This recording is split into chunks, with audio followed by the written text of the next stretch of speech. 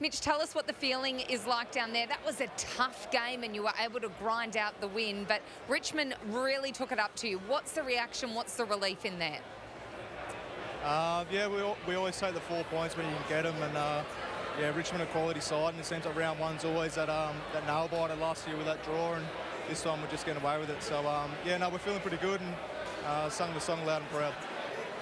Mitch, congratulations, another great win to the Blues. You have a number of opponents throughout the course of the night, but when you're starting before the first bounce, you're down in the defensive 50, you're standing next to Dustin Martin. What's the mindset of you, given how attacking a player you are? Yeah, the mindset's defend first, and obviously Dusty's got the runs on the board to yeah, to keep me accountable, like, as you say, with sort of that run off.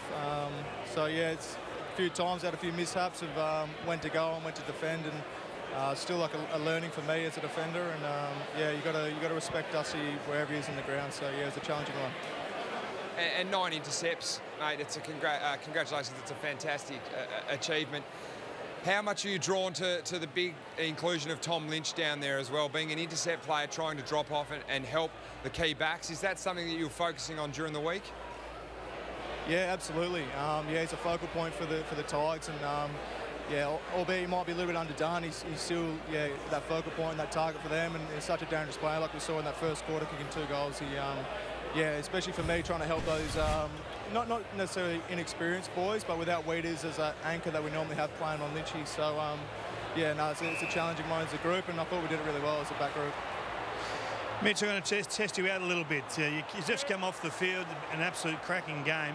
Well, from a player's point of view, what sits in your mind now from the last 10 to 15 minutes of that game, an absolute nail-biter, that were critical moments that you thought were the reason you got the job done?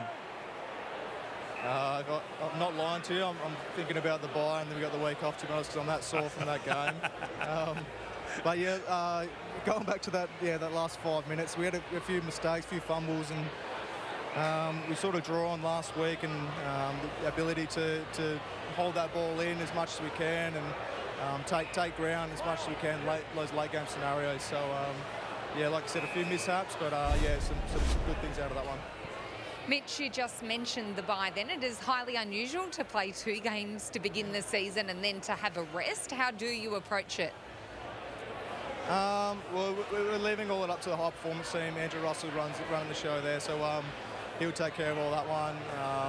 To be honest, I don't look ahead to the schedule. I've got 2 kids, and I'm more focused on spending my time with them, and then looking at the schedule the next day and what we got on. So yeah, I'll have a look tonight and see what the next few days has for us. And Mitch, another stat to throw at you: the last 6 games you've been able to win by under 10 points. Is there something that's starting to grow that sort of see a little bit of Collingwood-esque? They were obviously the champions of it last year and winning the close game. It's now starting to become a bit of the DNA of the Carlton Football Club. Is it something you focus on, and how much time are you spending on it if you are focusing on it? I'd like to say it's not a huge focus for us, Jack. We obviously train scenarios in pre-season, and some of those scenarios are when we're down close games and when we're up close games. Yeah, like you said, we seem to be in a few of them at the minute, and luckily to be on the good side of them. But yeah, I would like to be up by 25 points when the final siren goes to really take the sting out of the game. But yeah, it is what it is, and yeah, I'm just really proud of the boys to get the job done tonight.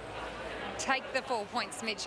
Thank you so much for joining us on Fox Footy tonight. Enjoy the rest and then back into it for the rest of the season. Yeah, thanks so much, guys. Appreciate it.